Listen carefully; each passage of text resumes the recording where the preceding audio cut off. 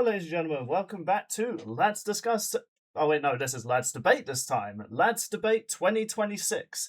I still can't believe we've been going on for like 3 years with this. Hopefully, can confirm that is your only mate. Buenos dias, cockbites. We're back. Okay, and hope maybe the next person can definitely confirm this is Shawnee. Hey, it hasn't been that long since our season 2 finale, but now we're on to season 3. Yeah, I'm actually trying to remember when was our first Lads Debate. It was Heracross vs. Sizzle. I'm just trying to remember when that was. It was definitely a while ago. But that was before we made this like an actual series. True, yeah. We just kind of did those as little bonuses for topics. But yeah, we're back with Lads Debate this year, and quickly looking at our poll for our live stream finale, which was Bakugo versus Rexplode, and a whopping 87 people went for Bakugo, which doesn't surprise me in a lot. I think when we first came out with this matchup, we all agreed that Bakugo was going to win. But it was just the matchup was too interesting, and because Death Battle started like getting into the matchup themselves, it was like we kind of have to tackle this now. Freaking Cass took it a week later with Bakugo's VA, and I'm just like, how do we keep doing this? And we haven't had a Let's Curse this year yet. But yeah, ultimately, I feel like the other reason we wanted to do Bakugo versus Rexplode was because, let's be real, we had an interesting idea with like Bakugo with Jump Force scaling, with Yang Xiao Long with Blaze Blue scaling, but one of the critiques we got from that episode was that we more so focused on the Jump Force and Blaze Blue aspect, not the characters themselves. So it was like, it was actually kind of good that we were able to give Bakugo a proper like run back of his character and everything. And now we're going to do the same with, funny enough, his opponents when we did his Lads Debate. But this time we're using the actual official Yang Xiao Long from RWBY versus Agent Texas from Red vs. Blue. It's her third appearance, technically. Hooray. I know, right? Should we just make that a tradition, like Yang has to be in a Lads Debate? She was in a server debate to start the year 2 for the events. She is slowly becoming the next Steve the Elephant. Only she won't get killed every time she's on screen. I think everyone would have made Yang's harder than Steve. There's the next Lads Debate. Yang versus Steve the Elephant from Marvel. In fact, for people that don't know that, Steve the Elephant, our little unofficial mascot, is from Marvel. I'm not sure if we've ever established that, but yeah, there's a fun fact to you. I think we have. Maybe we have. We've been doing these videos for like 5 years, so things get lost. I think it was just a random throwaway joke, but now he's like a part of the branding almost. He's even had fan art. It's like, goddamn, man. Yes, we're here to do Yang Xiao Long versus Agent Texas from Red vs. Blue. Why are we doing this particular matchup? Let's be real here. Yang is one of those characters that has a lot of matchups. This one was like kind of her most popular at the time, but then obviously as people got more into RWBY and, expanding the roster of who she can fight, she definitely had more, let's be real here, better opponents. Like, I don't think people are dying to see Agent Tex versus Yang anymore. I'm pretty sure like one of our moderators, like Yang Insane, also just did an animation like way back when of it. I think so. I think it was on Duo Show. It was on Duo Show. Future Bill confirmed that. Right, so we just thought, this is a fun way to start the year off. There's no real theme other than these guys are really well known to punch things. Like, that's really the only theme for this. And we're starting off small. Like, trust me, the next few matchups we got coming, like, I think people are going to be really interested in. But so for those who don't know how Lads Debate works, because we've recently hit a few subscribers, so for those that don't know Lads Debate, it's not entirely a versus show, it's more so we try and get one person to choose our pick. Think of it like those nerd debates you see at like conventions. We get our characters, we have to bring up all these facts about them, and we have to try and convince the other who would win. We each get 10 minutes to represent our characters, 20-minute debate, and then the picker decides the winner. So whether they're right or wrong is, in a way, irrelevant, because it's really just down to us if we can make a convincing argument. And in fact, speaking of representing, I will be representing Yang Xiao Long, because during my college days, she was kind of my first anime crush. And Mate will be representing Agent Texas, because let's be real here, when it comes to Red vs. Blue lore, he probably has watched more stuff than us regarding Red vs. Blue. Well, that and RWBY. Yeah. And to choose a winner is Shawnee. So, are you guys ready for this lads debate? Yeah. Sure. Alright then. So, Sean, are you getting your timer ready for me? Because we're doing Yang Xiao Long, then Agent Texas. Because, as even Roosterteeth themselves acknowledged in one of their seasons of Red vs. Blue, not many people are into the space guys anymore. They're all about the hot anime girls. Yeah, I have a timer ready. Are you ready? I am ready, Eddie. All right, in 3, 2, 1, you may begin. Right, so I don't really think at this point we need an introduction to Remnant and the world of RWBY. We kind of already got a gist of it from past lads debates. Link in the descriptions down below. But if people need a quick rundown of the world of RWBY, think of it like this. Animals that would seem as normal animals in our world, they're evil in the other world, and we have to rely on hot anime characters to kill them. Best summary I can think of. To battle these monsters, we have the huntsmen and huntresses that are children that are trained to slay monsters, which is definitely not a messed up thing that's ever happened in media before. Oh, hi, Star Wars. Yeah. And one of these super teams was none other than Team RWBY, the next upcoming huntresses for Remnant at Beacon Academy. We had Ruby Rose, the team leader of RWBY, because that's not confusing. We had the support member of the team, Weiss Schnee, the badass stealth ninja, Blake Belladonna, and of course, we have none other than the heavy hitter, and let's be real here, probably one of the most popular girls of the team, Yang Xiao Long. Yang Xiao Long had a pretty interesting family, to say the least. Her mother was a bandit leader, part of a tribe that definitely did not do incriminating stuff, and yet they were brought on to fight monsters. To be clear, her mother. But eventually, her and her husband at the time, Tai Xiao Long, just eventually fell in love with another lady and part of the team, Summer Rose, and eventually they would have another baby together. They would be known as Ruby Rose. And among Yang's journey, she tried to find her mother while also trying to be a loving big sister to RWBY. And just for the record, people, I know the whole joke about Yang being a bad sister, but let's be real here, that joke's been run into the ground. She is best sister. She literally punched down a tree because an apple hit RWBY. She is best sister. I mean, there's also the fact that she almost got eaten by a bear trying to protect her. Yeah. If anyone actually believes that, you're a moron. Yeah. Let's be real here, people. Just like the Goku hating Gohan joke, it's funny, but let's be real here. Let's not try and mix jokes with canon. It's not funny. And, Yang Xiao Long eventually she was the big sister of Ruby Rose. And when she went off to Beacon Academy, RWBY as well joined her, because Ozpin decided we need plot. Of course, though, being a huntress, she has her fellow weapons. I say fellow weapons. She has her iconic gauntlets, which, let's be real here, was the best reveal in any trailer of the RWBY trailers.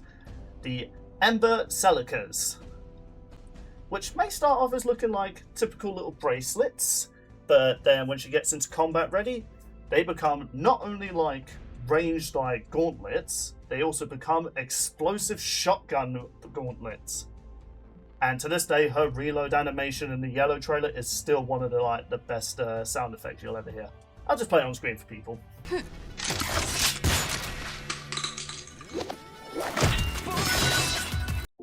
With these gauntlets, gauntlets. want to pause just so I can make this joke. Go ahead. Can you imagine the Henry Cavill arm reload with this? Oh my god. Damn it, Ruby, how have you not done this yet? That'd be the sickest thing ever. Oh my god, they need to do that in the next season. Just like have Yang walk up to a Grim and just do the freaking arm reload shotguns. That would be so epic. Alright. Resuming in 3, 2, 1, resume. But yeah, so Yang, as you can tell, given the fact what her weaponry is most known for, she is a brawler. She specializes on heavy hits as well as like fast movements.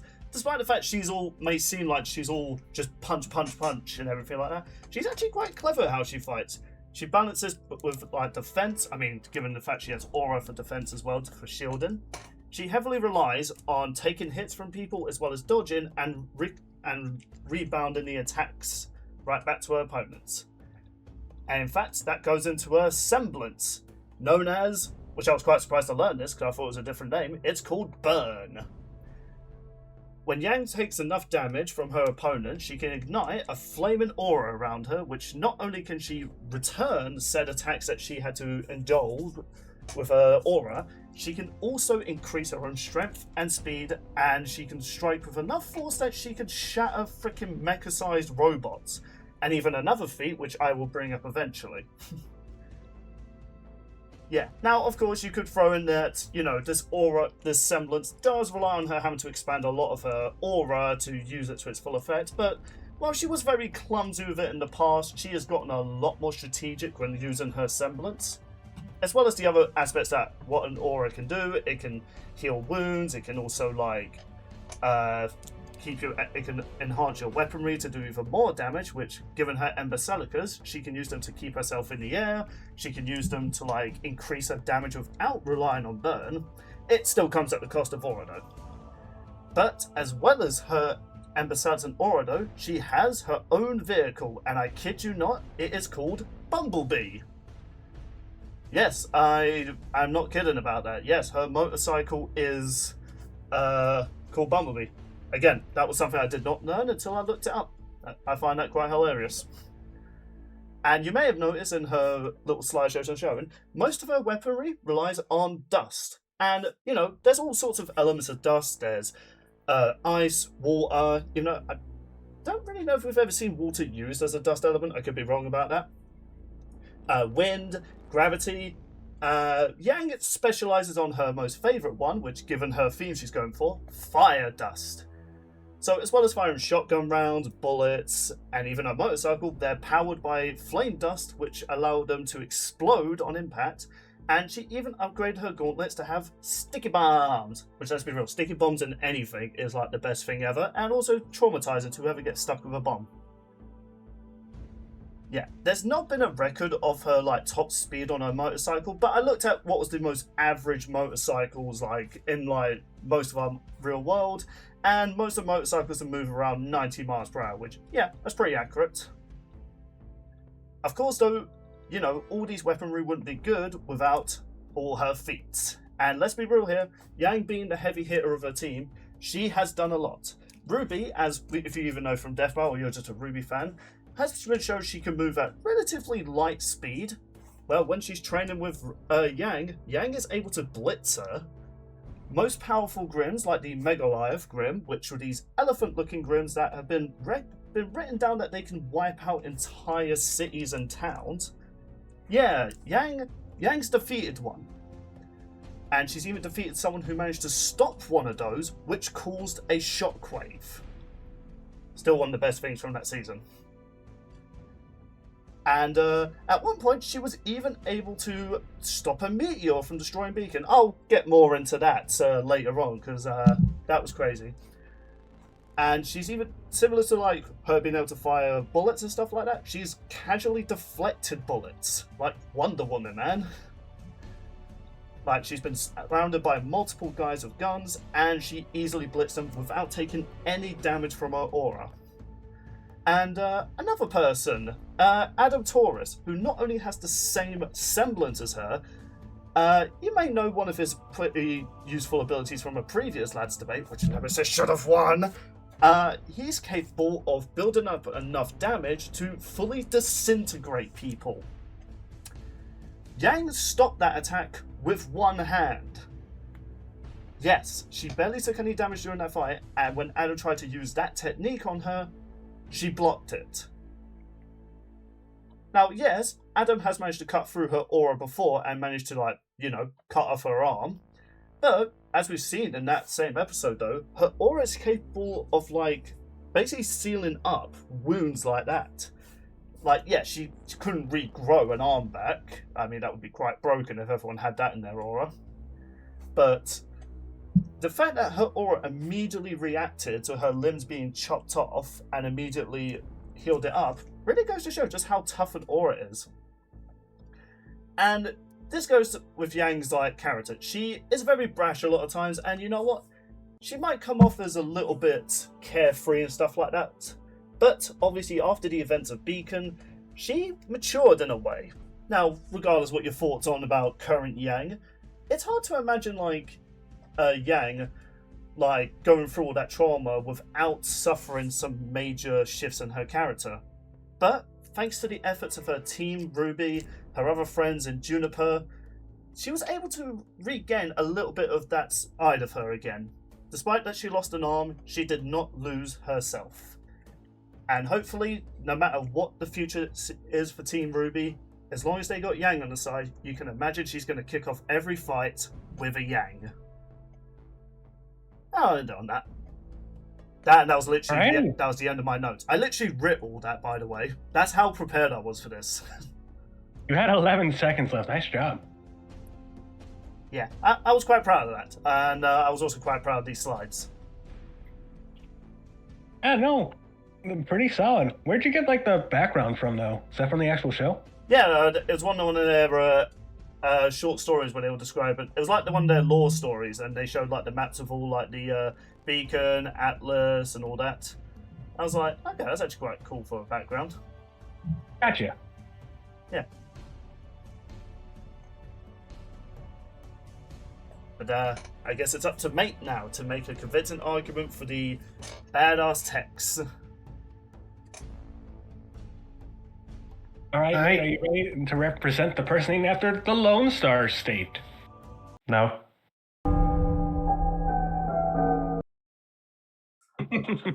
Alrighty, but we'll see what arguments you can make up in 3, 2, 1, begin. Well, let's take a trip to Blood Gulch. We've got two teams, some of whom constantly wondering why they're even there in the first place. It's because these two teams are at war with one another, and yet they just stand around and talk for the most part. However, there was an incident where a red was able to get a hold of the blue flag, and everything kicked off, which involved one of the blues getting killed by their own tank, driven by one of his teammates. And he just so happened to be the leader, so things weren't looking good for blue team. But they were able to call their command, and they got a freelancer to come to their aid. Basically a gun for hire, for them at that point. But not just any freelancer, they got the one at the top of the leaderboard, Agent Texas. Connecticut!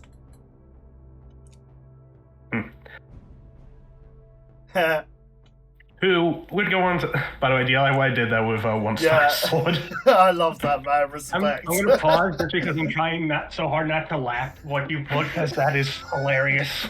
Okay, listen, I thought I did really well with my fonts and everything like that. That's the winner right there. That's font of the year. Okay. Well, while still paused, I just want to throw this out there. Yeah. The episode when Tucker gets his energy sword, she is just non-stop staring at it. In fact, if you're looking closely when Tucker's like, moving up and down to talk, Tex is like moving up and down because she's like locked onto that sword. I wonder if that was intentional for the sword or Tucker. Let's be real here. Halo 2, which they introduced the energy sword, that was pretty much everyone during the death match. Like, if you saw someone with an energy sword, you'd be like, come on, die already so I can get it. My first Halo was 3, sadly. My first Halo was Reach. My one was Halo 1. Oh god, I'm old. Good Reach, though. Fantastic campaign.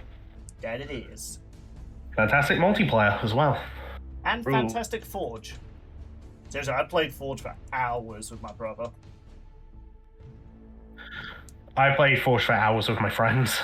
Before we resume, I do want to recommend, check out the Russian Badgers video on Halo Reach. It's hilarious. It is. He literally animates George doing a dunk on Master Chief. All in motion capture. But we're going to resume in 3, 2, 1, go ahead. And Tex would ultimately stick around with the Blues because, well, they really needed the help. And it also doesn't help that, well, their leader came back as a ghost. Somehow, I'll get into that.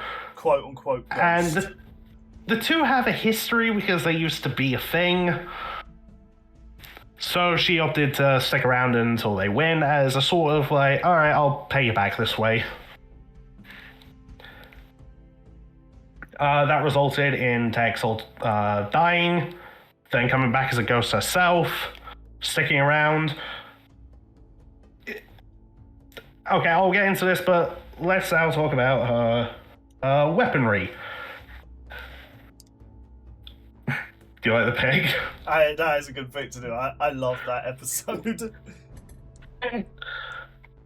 Now, yeah, she's packing like your usual, like, combat knife, pistols, rifles, and, knows how to use a rocket launcher, and basically any firearm that the US military has.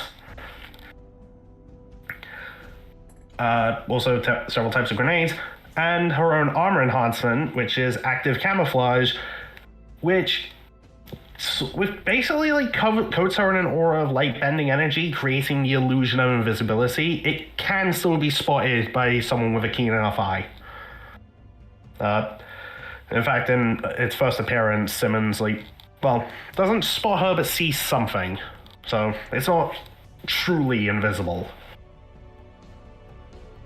Yeah, and to help her run that is the AI fragment Omega, who makes her very, very, very angry.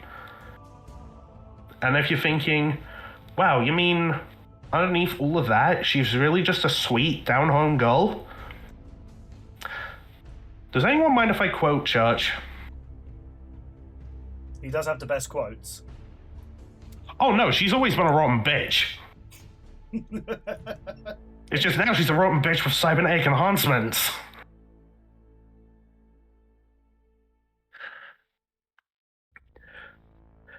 And both the Reds and even the Blues would feel the full force of that because she beats the crap out of them. A lot. Especially Griff's nuts.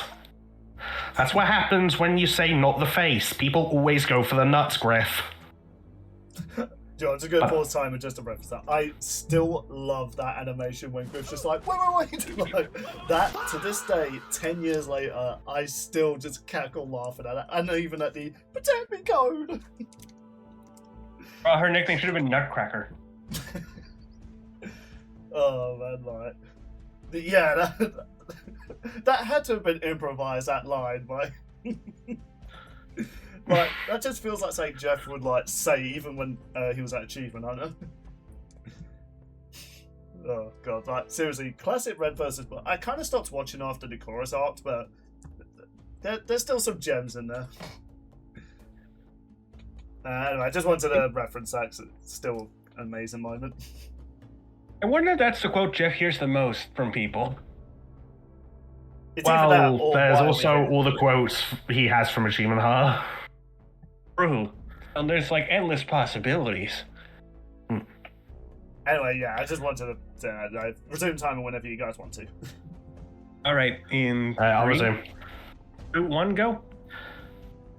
Yeah. All this leading up to her essentially turning against them when she was reminded, oh, I have to win this war. Screw all you guys, I'm out of here. Yeah, she turned on everybody, teamed up with another freelancer, Wyoming, kidnapped Tucker's son Junior, who was an alien baby that he birthed. Don't ask.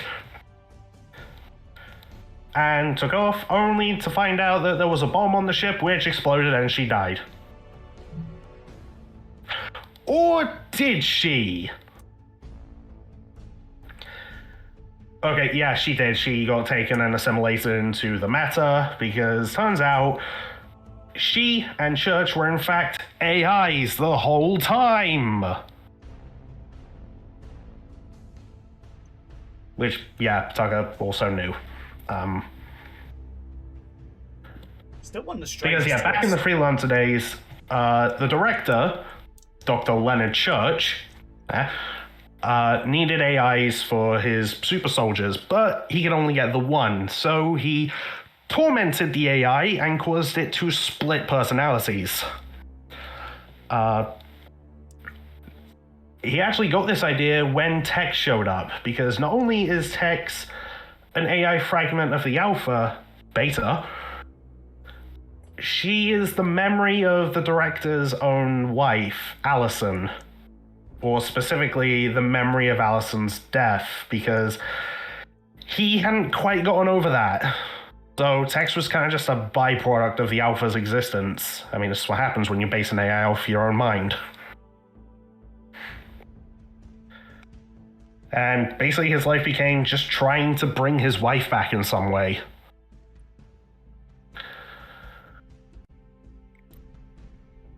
And this also left Tex with, well, a bit of a downside in that she's always, because she's the memory of Allison's death, it means she's kind of always destined to fail at her objective. This is even in season 1. Like, her objective was to get the flag back, but then she got captured by the Reds. And there's a whole bunch of other examples I could list, but anyway, it doesn't mean that she can't win a fight or that her team can't succeed on a mission, but it can be of a bit of a detriment. However, despite it, Tex has still achieved a great many feats. Like, she got rank 1 on the freelancer leaderboard after not only beating York, Maine, and Wyoming multiple times back to back to back, then her first mission, boom, rank 1.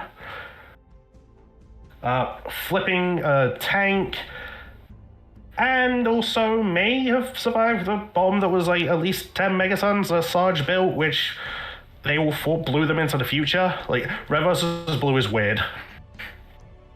They just kind of made it up as they went along. Yeah, kind of. Yeah, but things would ultimately end well for Tex because when the meta came back, it was Tucker instead of Maine. Caboose, instead of trying to bring back Church, ultimately brought back Tex for one last fight alongside Carolina, Allison's daughter. They were able to defeat the meta and stop this AI crap once and for all.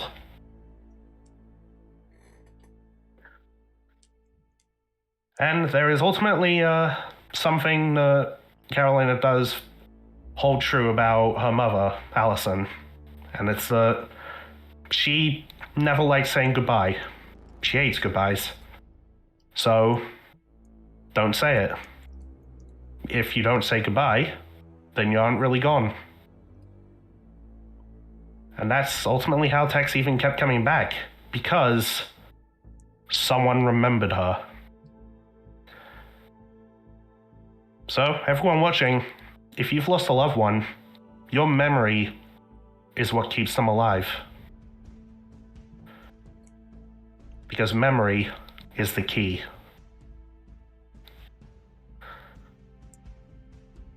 And that's how I'm ending it. That was a very wholesome ending to that. kind of weird how a spoof Halo series ends up having a very emotional ending.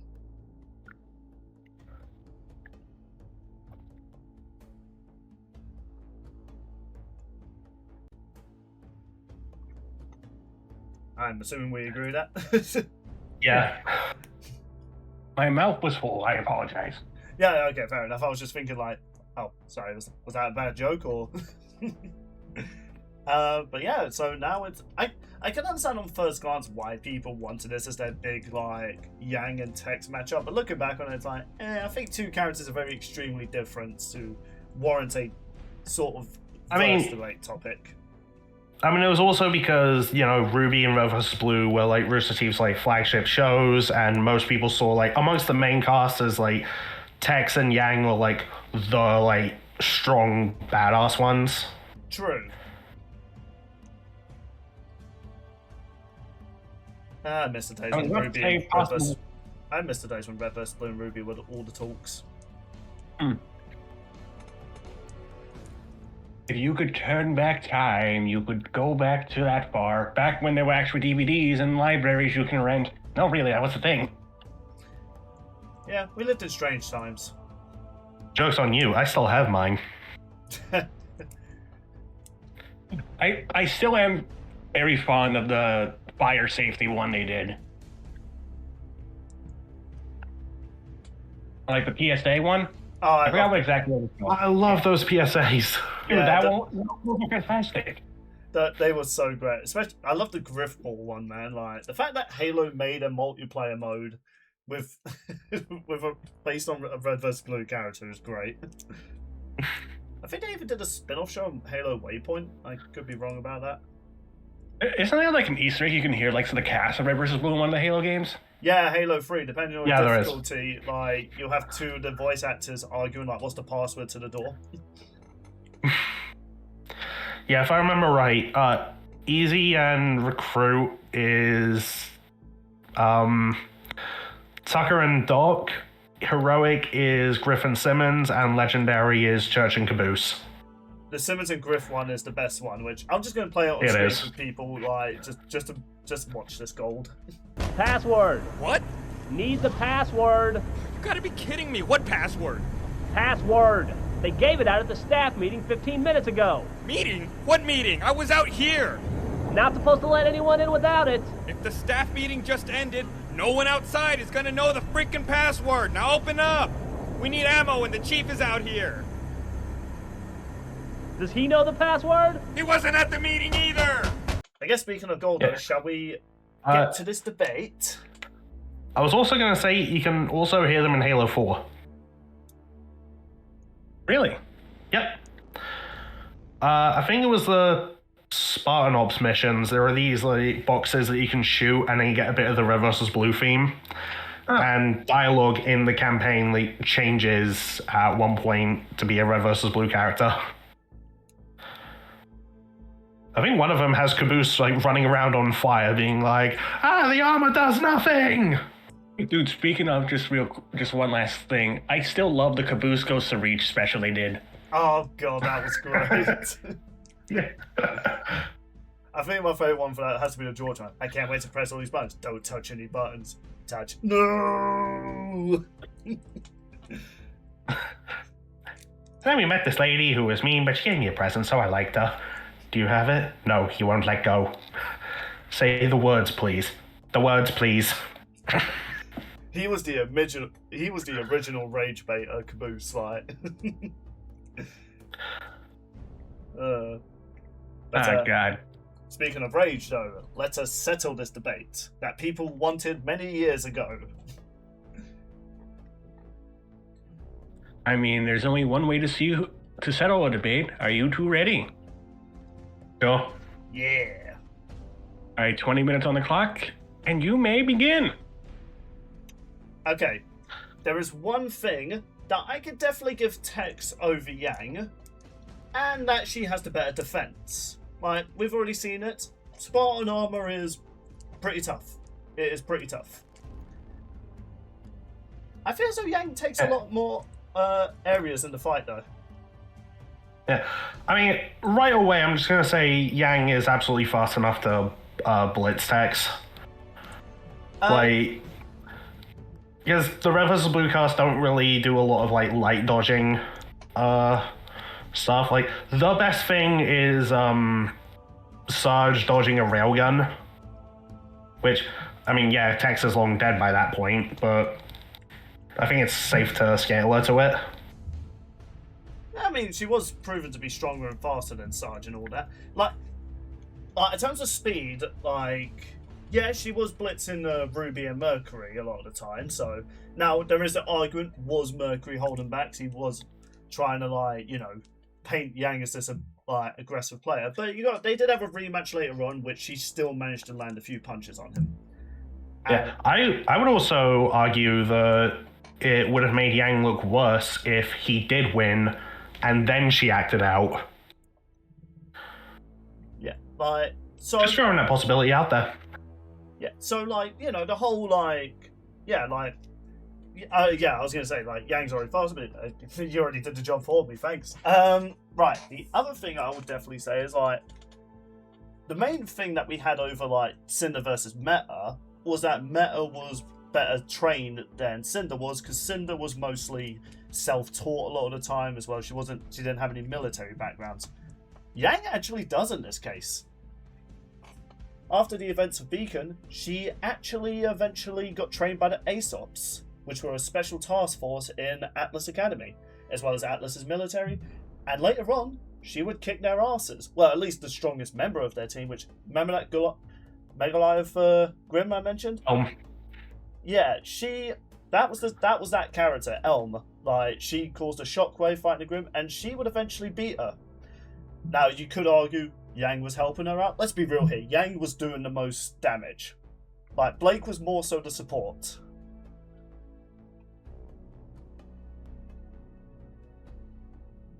And in terms of guns as well, like, okay, sure, the guns in Halo do pack a punch.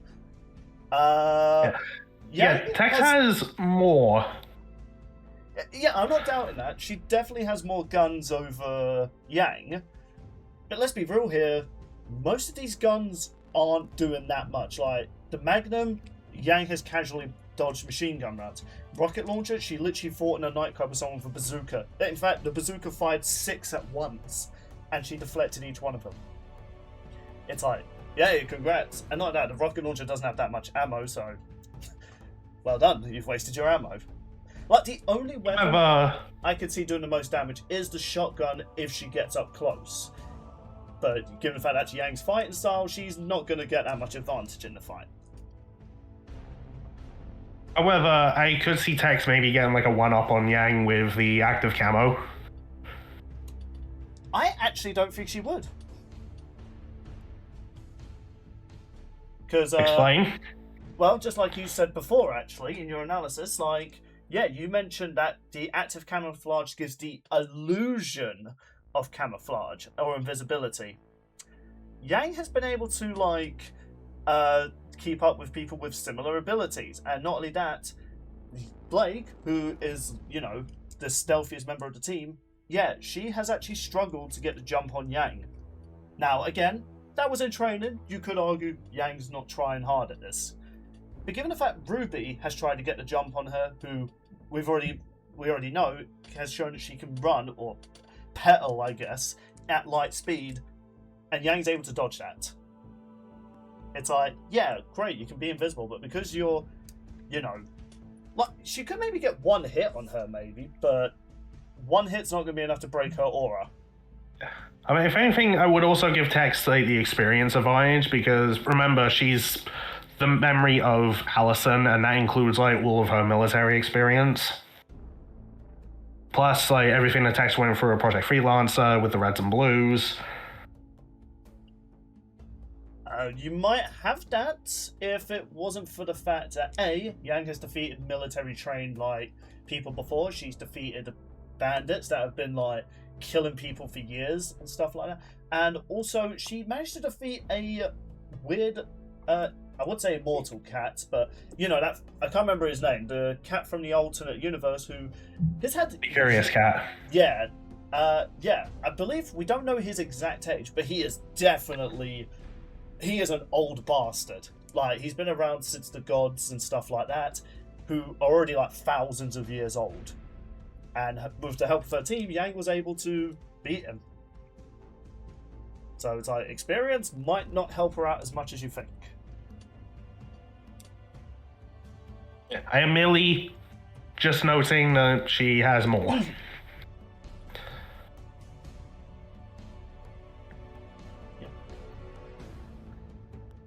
Alright, you got any strength and durability feats that can stack up with that bomb that Sarge built?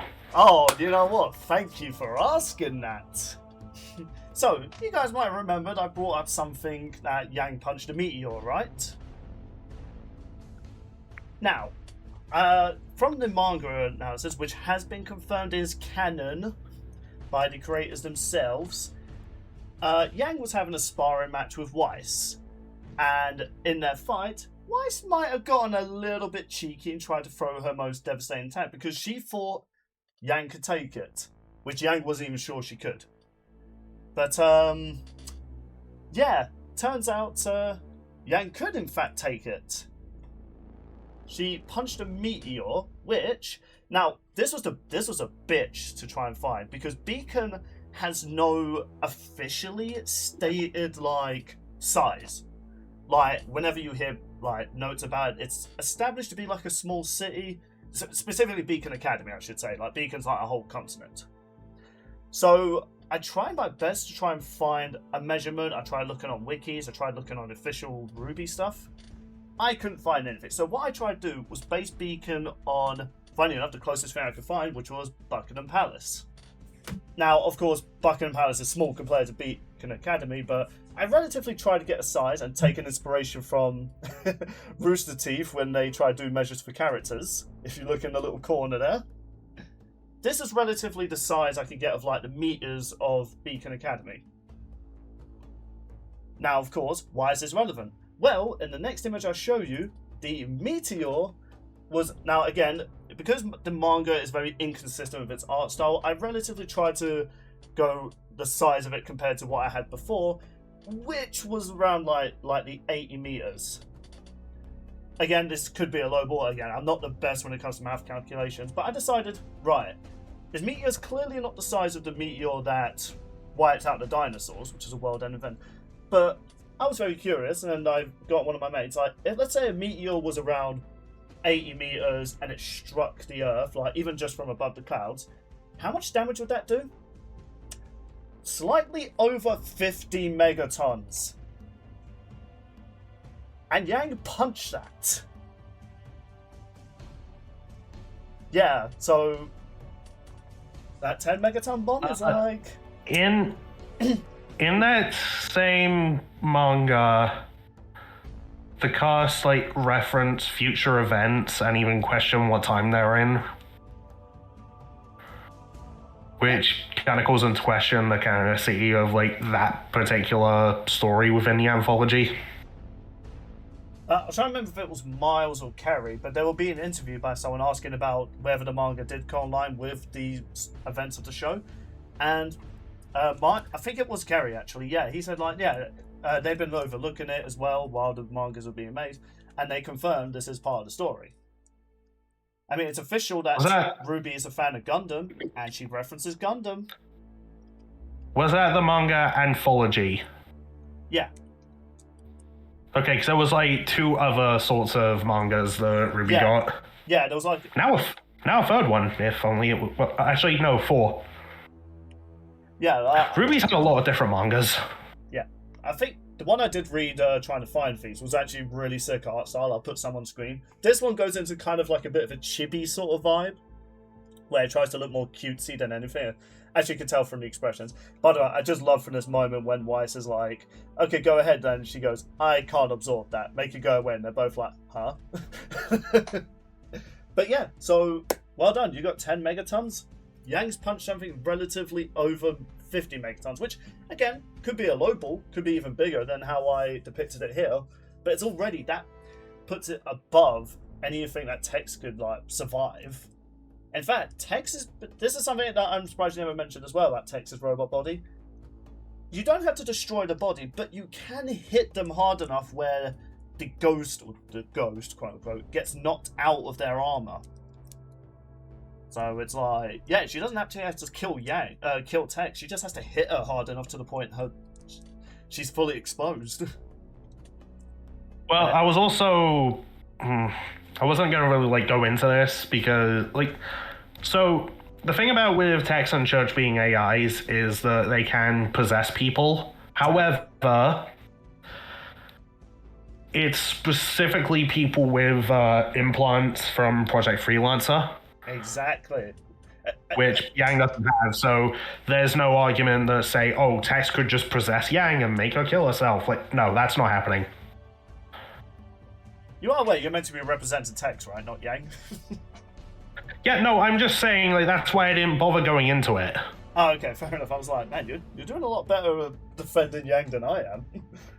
But, okay, so we got experience out the way, potential durability, stuff like that. Here's the other thing that I think Yang actually has over Tex as well. Creativity. Like, let's be real here. Tex is a very straightforward woman. She's like, right, there's my objective. I need to kill some mother. Yang will dance around her opponents with her gauntlets, and she's very creative with her gauntlets. Like I said, she keeps, as I put in my notes, she can use her gauntlets to keep herself in the air while, like, just having the time of her life. Tex doesn't really have that advantage. Nah, Tex can get creative with fights. Like, when she was first fighting York, Maine, and Wyoming, like, she pulled off some pretty creative moves. Like, I forget what they're called. They're these, like, pillars that were all over the place. And, you know, they're supposed to act as cover where you, like, you know, look around for who you're supposed to be fighting. Yeah, she was just chilling on top of one of them while they were looking for her. That goes more into her, like, military ambush tactics. Like, she's a bit of a stealth themed person. Oh, and there was also that time when Simmons looked a rocket launcher onto her. And this thing is going to go after her no matter where she goes. So, what does she do? Go through the Reds and Tucker, and jump into a teleporter, which makes this happen. Again, that one fight sequence. Monty was having the time of his life for that fight. I also he really was. If you slow it down, you can see one of the propane tanks actually hit Griff in the nuts as well. It's like, he is not safe. Editing Bill, slow that down just to see the nut shot. Oh my god. You know what, that should have been in her feet. Like, how many times did she punch Griff in the nuts?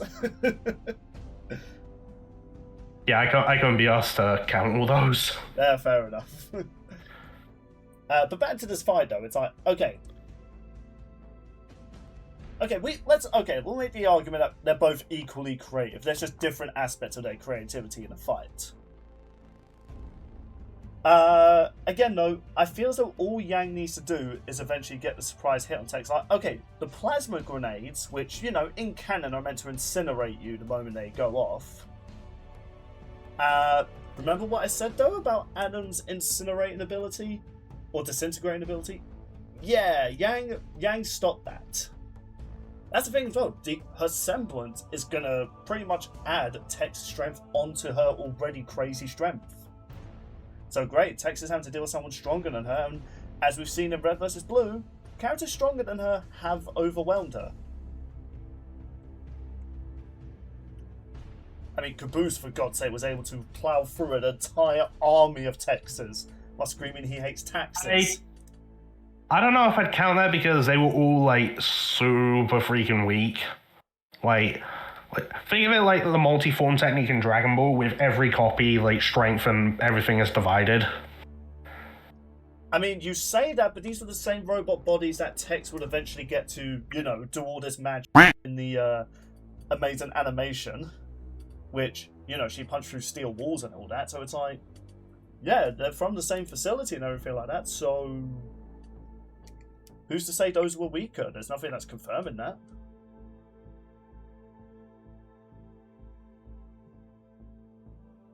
So it's like, yeah, like I don't remember. Was there a thing that confirmed that or not? Like, because Washington said there is only one Tex. Yeah, I think he's just referring to the AI. Yeah, there's only one Tex AI, like, and if it's operating all these bodies at once, then yeah, obviously, you know, not everything is going to get the full package.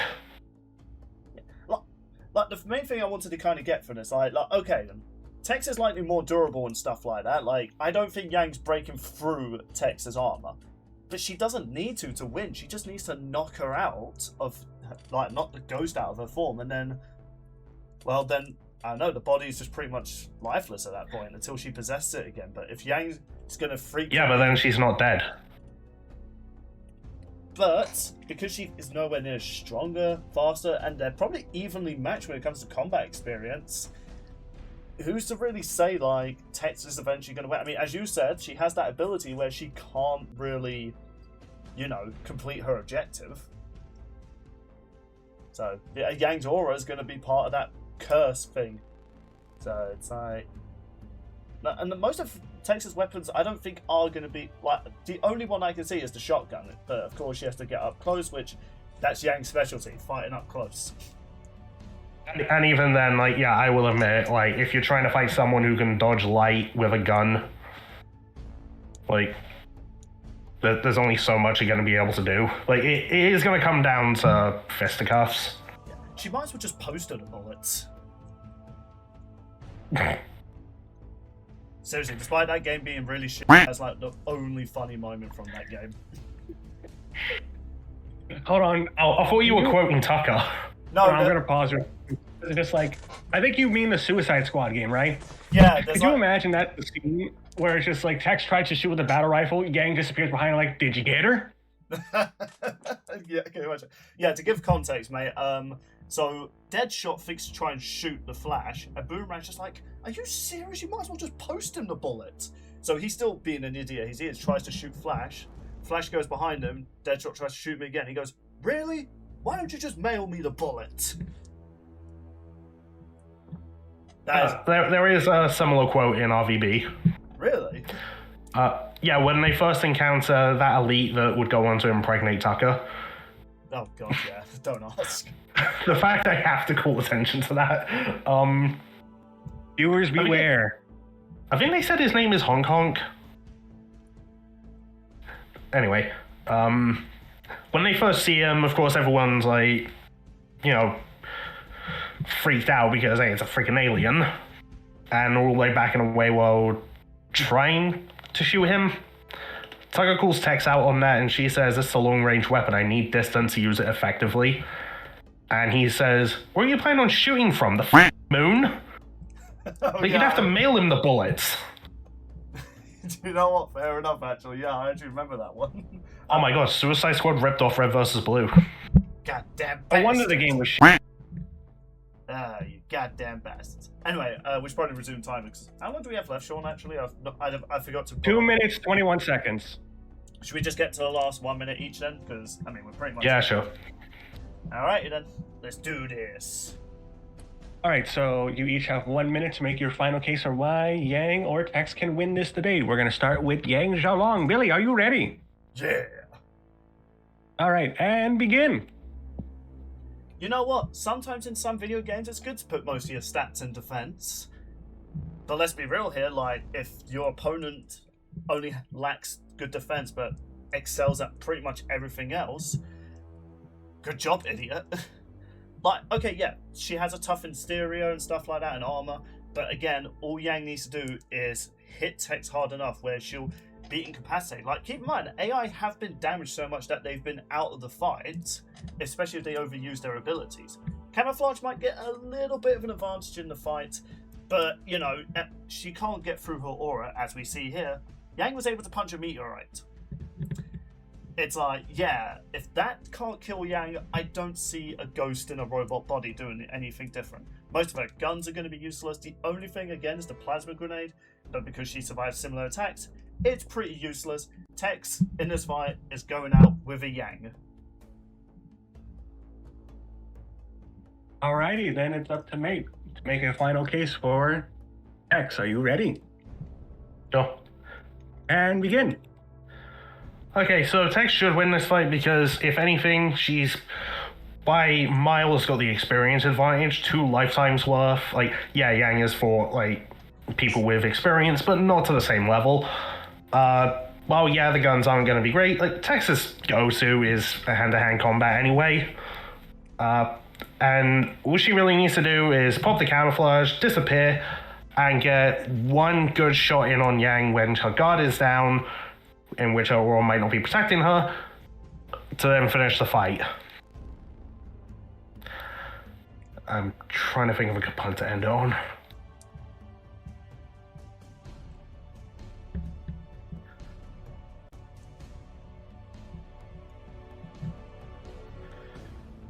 Yeah, I got nothing in terms of puns. Say what now? Mate is without a good end quote? And that's time. Damn, we're truly in the Upside Down, and we're in an alternate reality where I'm the one making the funny last words. I don't like it. I don't like it.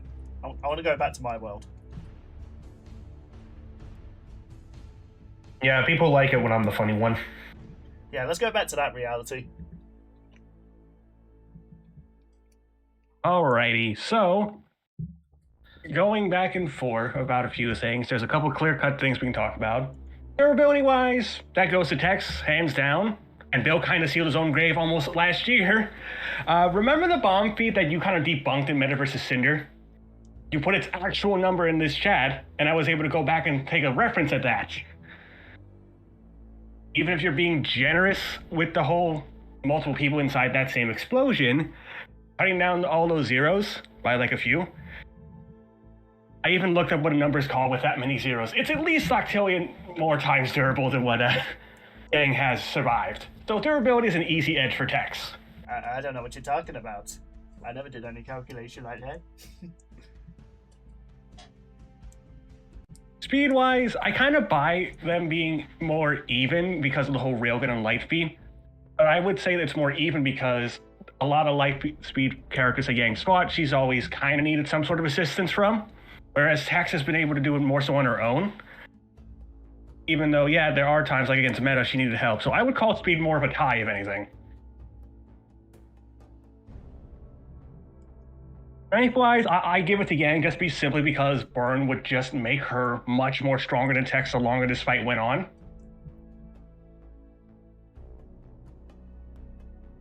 So, phone, be quiet unless you're work, and you suddenly need me to come fix your stuff. Okay, good, you're just a scam artist. Yay! Wow, goddamn, we have scammers getting involved.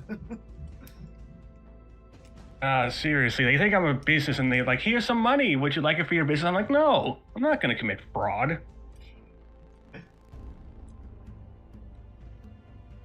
Ultimately, I do think it does come down to skill, and they've both gone against very skilled opponents, but I do have to give this last debate to Tex because she's done a lot more fights on her own compared to Yang. So the winner of this last debate is Freelancer Tex. Dang it, I knew that feat would come back to haunt me. I even looked up, I'm like, wait a minute, Bill. God damn it. I knew that would come back to haunt me. As soon as you brought it up, I was like, oh no, I'm cooked, bros. Even if you can say Yang could get stronger, she's not going to manage that big of a durability gap. So Tex wins. Congrats, mate. God damn it. I thought I had this.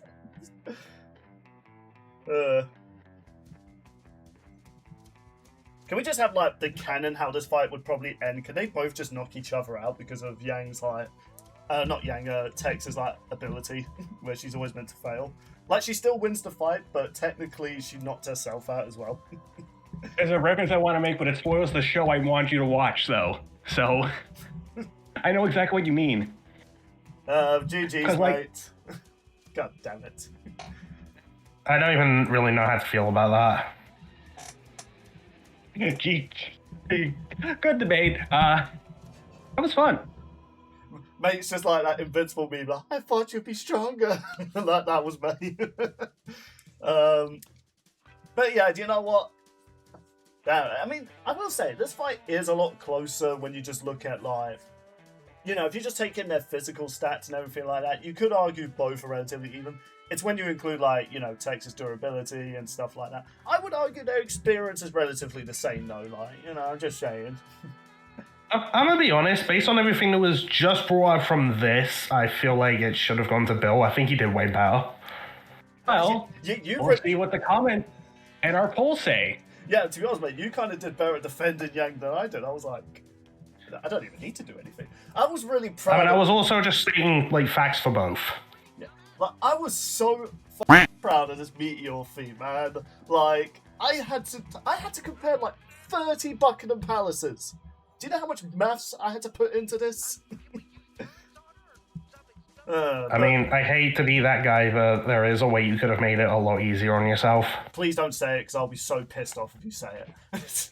I'm gonna say it. Don't you dare say it. So, right there in that panel that you posted,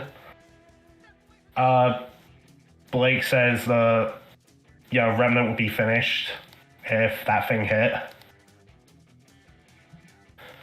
So if you take that literally, and I think, if I remember right, in the physical version, there was like something about like all life on Remnant being wiped out, so you could have scaled it to the meteor that wiped out the dinosaurs if you really wanted to. I was going to originally do that, especially when Blake said that, but when I did the measurements, it didn't come up anywhere close to the one that... Yeah, you even said that this thing like went inconsistent with its art style, so that was the only like concrete thing that you could get.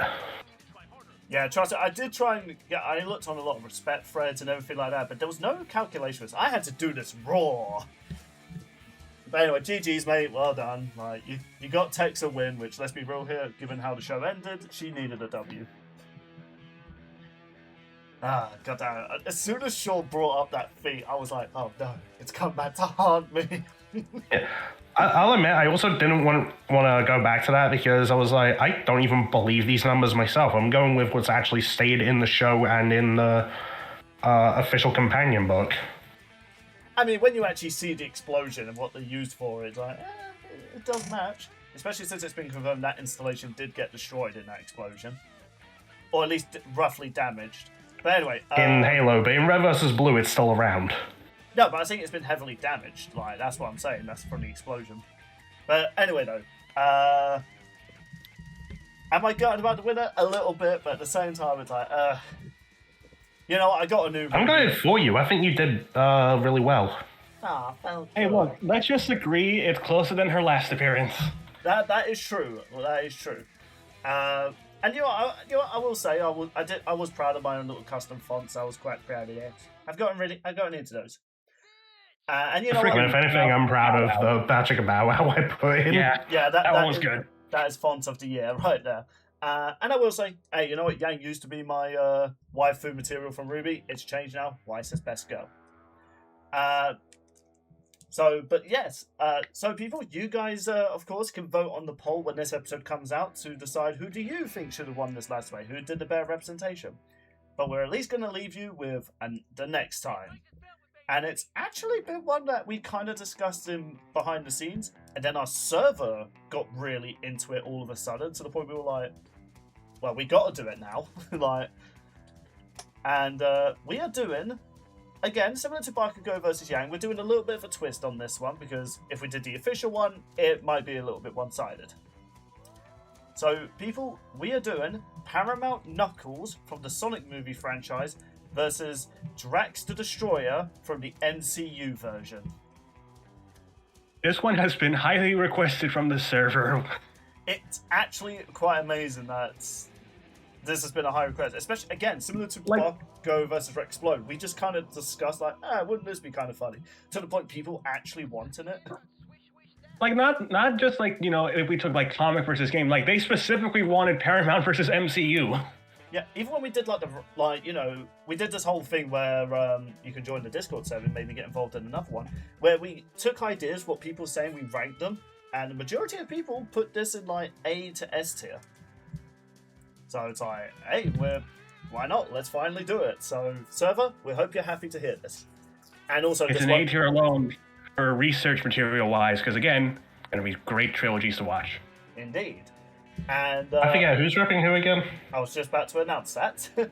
But also, I was also going to say, like, and also, hey, less of a headache, really, because Sean doesn't have to look into Guardians of the Galaxy comic series for Star-Lord like he did last time.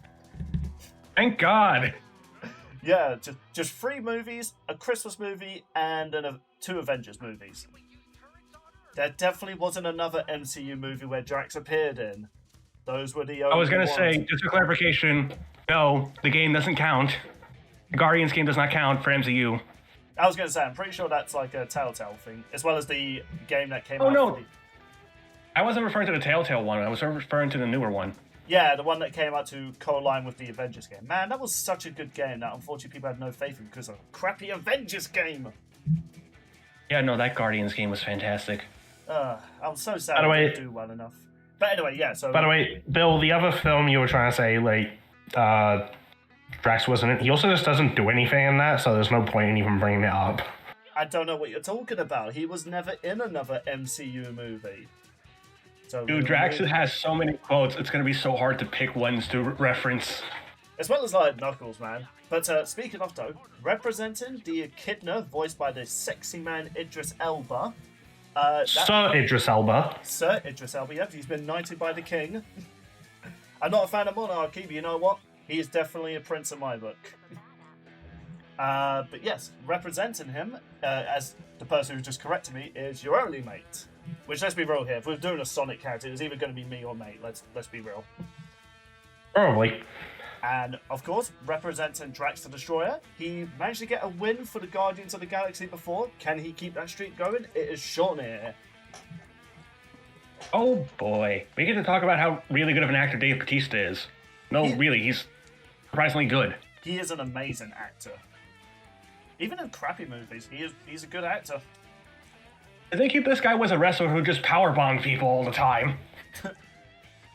Honestly, man, like, many of these wrestlers that turn into actors, they're pretty good. Also, I'm just realizing this will be our second episode where we feature a wrestler that became a superhero. That's just fun. Oh damn, I'm gonna lose. Darn. But yeah, so thank you all so much for watching. We're back on Lads Debate, and I really thought I had this in the bag. God damn it. Step aside, Adam versus Nemesis. This is my new I should have won poster. Yeah, so... that one I might agree with. So, yeah, thank you all so much for watching. GG's, mate, you done good. Shawnee, you screwed me over by remembering a feat I brought up. It's annoying now. I was proud of that feat. Now I hate that feat. It ruined it for me. It's like the Sun Disc. It's this spawn. It's the sun. God. You can't count that feat if that video doesn't exist anymore. Nah, I won't do that. That'll break Yang's heart.